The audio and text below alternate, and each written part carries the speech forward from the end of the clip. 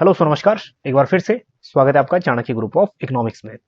आज के short video में हम लोग डिस्कस करेंगे highlights of monetary policy committee review दिसंबर 2024 को। 6 दिसंबर को ये मीटिंग होती है और इस मीटिंग में जो इम्पोर्टेंट टारगेट है या फिर इम्पोर्टेंट पॉलिसी रेट्स हैं उनको हम लोग डिस्कस करेंगे। यहाँ से क्वेश्चन ना यूजीसी में भी आते हैं और पीजीटी एग्जाम में भी आते हैं, तो अपकमिंग एग्जाम के लिए इसको थोड़ा सा इंपॉर्टेंट मानिएगा, क्योंकि कई बार क्वेश्चन ये आ जाता है कि according to monetary policy committee review दिसंबर 2024, ठीक है, कौन कौन सी इसमें से पॉलिसी रेट्स थे, क्या क्या बात हुई थी, ये सब हम लोग डिस्कस करेंगे। लास्ट में हम समझेंगे कि कुछ वेब बेस्ड पोर्टल्स लॉन्च किए हैं आरबीआई ने, ठीक है, मॉनेटरी सिस्टम को मजबूत करने के लिए, वो भी डिस्कस करेंगे। चलिए, तो 6 दिसंबर को ये बाई मंथली मॉनेटरी पॉलिसी होती है, मतलब 2 महीने में एक बार होती है। अब इसमें जो रेपो रेट है, बाकी सब चीज इसमें कांस्टेंट रखा है। बस मतलब न्यूट्रल मान के चलो कि न्यूट्रल होता है कि जब आपने पॉलिसी रेट चेंज नहीं की ज्यादा, तो ये वाली पॉलिसी भी न्यूट्रल रही ना, तो इसमें ज्यादा इन्फ्लेशनरी और ज्यादा डिफ्लेशनरी ऐसा प्रेशर कुछ देखने को नहीं मिला, ना तो रेपो रेट बढ़ा ना कम हुआ। 6.5 लगातार 11th ये मॉनेटरी पॉलिसी रिव्यू है जिसमें ये कांस्टेंट रहा है। चलिए, सिर्फ इन्होंने एक चीज रिड्यूस किया है, दैट वन इज इम्पोर्टेंट। बस इस पॉलिसी में एक ही चीज चेंज है जो अक्टूबर के बाद एक ही चेंज है, ये सीआरआर 4.5 की जगह सीआरआर हो गया 4% ओनली। चलिए, बाकी सारा कुछ सेम रहने वाला है। एक और मेन अपडेट ये है कि संजय मल्होत्रा अब 26th आरबीआई के गवर्नर है और ये 3 साल के लिए अपॉइंट किए गए हैं, ठीक है, गवर्नर ऑफ आरबीआई। अब तक शक्तिकांत दास थे, अभी उनका टेन्योर खत्म हो गया है। अब next mister Sanjay Malhotra RBI के गवर्नर है। ये क्वेश्चन भी बन सकता है, इसको भी थोड़ा ध्यान में रखिएगा। चलिए, पॉलिसी मेजर देख लो। रेपो रेट 6.5 है, अभी अनचेंज रहा है और न्यूट्रल पॉलिसी रही है। नेक्स्ट एसडीएफ 6.25 पे कांस्टेंट। नेक्स्ट एमएसएफ 6.75 और बैंक रेट 6.75। देखो, बेंचमार्क रेट बोलते हैं इसको रेपो रेट को, तो कुछ रेपो रेट से नीचे रहेंगे और कुछ रेपो रेट से ऊपर रहेंगे। अब देखो, एसडीएफ जो है 0.25 थोड़ा नीचे रहता है, और यहाँ पे एक चीज और, जो आपका रिवर्स रेपो रेट है, that is fixed reverse repo rate, ये 3.35 पे कांस्टेंट है 3-4 सालों से, ठीक है, इसको नहीं चढ़ा। अब इसकी जगह एक टूल यूज होता है एसडीएफ, ठीक है, रिवर्स रेपो रेट की जगह। चलिए next. SLR unchange at 18%, SLR भी कांस्टेंट है। सीआरआर 50 बेसिक पॉइंट से रिड्यूस हुआ है। चलिए, एक और चीज, सीआरआर कट टू रिलीज क्यों कट किया गया है? ताकि 1.16 लाख करोड़ बैंकिंग सिस्टम में, ठीक है, पैसा आ सके। नेक्स्ट, अब इसमें बात वही है कि जितना हम लोग सीआरआर को बढ़ाएंगे तो रिजर्व ज्यादा रहेगा, मार्केट में कम आएगा, तो उन्होंने मार्केट में थोड़ा पैसे को और बढ़ाया है, तो इसलिए सीआरआर कम किया है। जितना सीआरआर कम होगा, तो सीआरआर कम होने से मतलब ये है कि आरबीआई के पास रिजर्व कम रहेगा और मार्केट में मनी सप्लाई बढ़ेगा। चलिए आगे बढ़ते हैं। जीडीपी ग्रोथ फोरकास्टिंग देख लेते हैं। जीडीपी ग्रोथ जो फिजिकल ईयर 25 की रही है, एस्टिमेट्स किया गया 6.6%। हाँ जी, पहले क्या था, 7.2% था।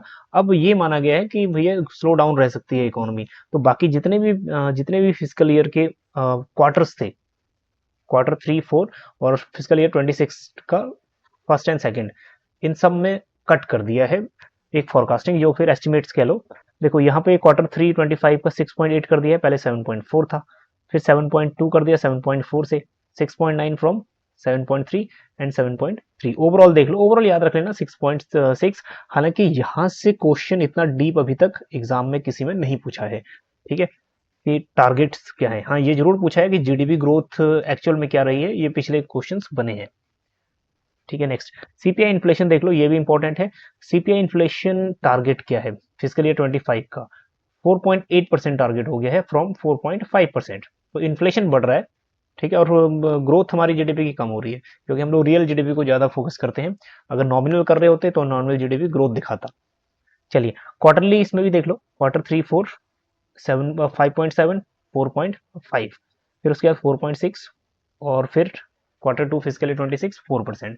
तो रेंजिंग वही रहने वाली है जो एमपीसी 2016 में सेट किया गया था, 4 ± 2 का टारगेट, ठीक है, इसी के बीच में। हाँ, ये जो अपर लेवल है ना 4 to 6, इसी के बीच में लाई कर रहा है इन्फ्लेशन। चलिए, कुछ एडिशनल मेजर भी देख लो, ये एग्जाम में आने के चांसेस हैं, क्योंकि ये क्वेश्चन यहाँ से पहले बन चुका है इस बार। एक क्वेश्चन आपने देखा होगा, यूपीआई को डेवलप किसने किया था, तो एनपीसीआई ने ही वो डेवलप किया था। तो इसमें एक चीज और लिंक करी है एनपीसीआई से, एफएक्स रिटेल प्लेटफॉर्म्स। ठीक है, अभी एफएक्स रिटेल प्लेटफॉर्म होता क्या है ये भी देख लेते हैं। So it is a web based platform, एक वेब बेस्ड प्लेटफॉर्म है that allow customer to buy and sell foreign exchange electronically. मतलब आप फॉरेन एक्सचेंज को बाय और सेल कर सकते हो इलेक्ट्रॉनिकली, उसके लिए एक एफएक्स रिटेल वेब पोर्टल तैयार किया है। तो इस टाइप की, और ये डिजाइन लिंक कर दिया है यू, दैट इज एनपीसीआई से। अब क्वेश्चन कई बार ये भी आ जाता है कि एफएक्स रिटेल्स किसने डेवलप किया था। ठीक है, तो आरबीआई से जितनी भी जुड़ी हुई पब्लिकेशंस हैं, जितनी भी जुड़ी हुई चीजें हैं, वो इंपॉर्टेंट बन जाती हैं। चलिए, so the Clearing Corporation of India Limited developed FX retails. ठीक है, सीसीआईएल ने इसको डेवलप किया है, so in a partnership with Reserve Bank of India. So Clear Corp dealing system India limited, अब ये भी देख लीजिए, CDSL एक सब्सिडरी है CCIL का। ठीक है, अब ये क्या करता है, that owns and operate the platforms, platform को ऑपरेट कर रहा है या फिर ऑन कर रहा है। तो एक बार ये देख लीजिएगा कि किस प्लेटफॉर्म को, जैसे यहाँ यूपीआई क्वेश्चन आ गया था कि यूपीआई किसने डेवलप किया है। ठीक है, तो ये भी क्वेश्चन बन सकता है, एफएक्स रिटेल्स किसने डेवलप किया है। ठीक है, तो सीसीआईएल ने, सीसीआईएल सब्सिडरी, इसी का एक सब्सिडरी भी है ये, that is clear Corp dealing system India limited. चलिए, एक और चीज आपको याद रखना है, ये भी कई बार ना एग्जाम में पूछ लेता है, जो नई चीज इंट्रोड्यूस करता है आरबीआई। जैसे आरबीआई ने ये इंट्रोड्यूस किया है, सिक्योर ओवरनाइट रूपी रेट, SORR। ठीक है, ये एक तो शॉर्ट फॉर्म, इसकी फुल फॉर्म याद रख लीजिएगा। ये भी एक benchmark based secured money market एक मैकेनिज्म है, या फिर एक सिस्टम कह लो, दैट इज SORR। इसके बारे में कभी एक बार डेडिकेटेड वीडियो डिटेल में करेंगे, जो भी आरबीआई की नई नई पोर्टल्स हैं और नई नई अपडेट्स हैं उनके बारे में।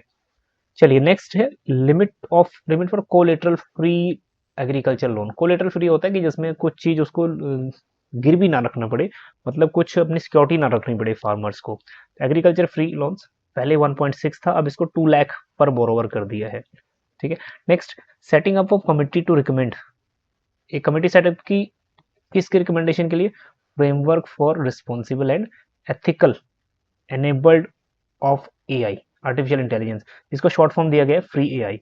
हाँ जी, अब ये भी पूछ सकता है कि फ्री एआई का फुल फॉर्म क्या है। तो आरबीआई से जुड़ी हुई जितनी भी चीजें हैं, जितनी भी नई चीजें हैं, वो बेसिकली इंपॉर्टेंट हो जाती हैं।